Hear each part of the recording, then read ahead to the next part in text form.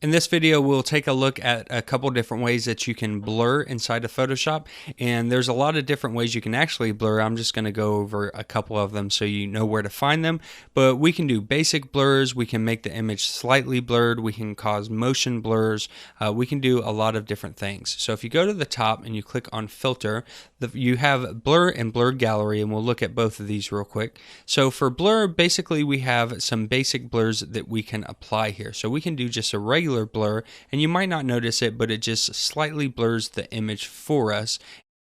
And if we were to redo that blur a couple times, you would see the image getting more blurry.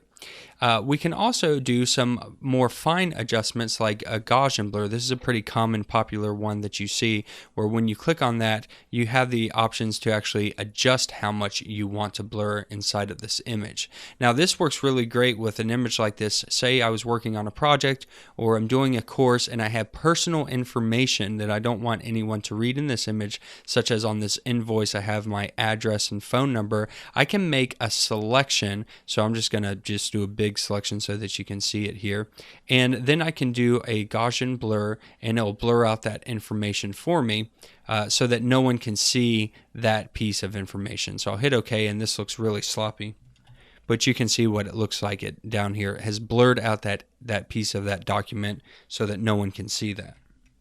So I'm gonna undo those, deselect that.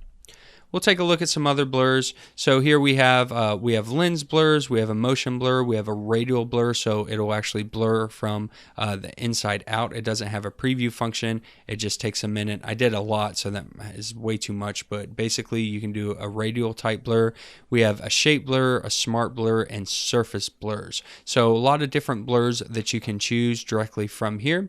And then we have the blur gallery with a field blur, an iris blur, a tilt shift blur, path blur, and spin blur. These are more for camera type effects. So for instance, if we did a tilt shift blur, it's going to be kind of hard to see, but it does it as if you were doing an image in focus. So here I have the ability to change my focal point, and this probably isn't really the best image to do this on, but it allows me to move my focal point around, and then I can adjust how much blur there is. I think it turned it down here. So now we have kind of like if we were using a really nice lens and we wanted to have the background blurred out but have something in focus, this is going to allow me to do that.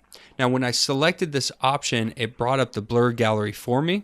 And you can see over on the right hand side the different blurs that we can affect. So let me minimize that. I'll hit the check mark to get rid of that one. Here you see we have a field blur, an iris blur, tilt shift, path, and spin.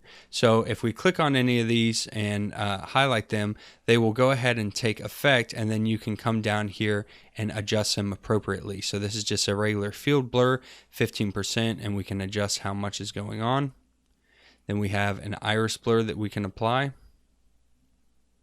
And you can see it does it in the form of an iris, kind of like the tilt shift blur. We can adjust this however we want and get some really cool effects that way. And then we have a path blur if you would like to do a blur along a path. And then we have a spin blur. And then you can save these by hitting OK. You can undo any of these options. And then you have some more options that you can use while going through these different blurs. So I'm just going to go ahead and cancel out. That uses a lot of memory. But those give you a bunch of different ways that you can blur inside of Photoshop. I can't go over every single option in this course. It would just be way too long and tedious to talk about every single blur and option.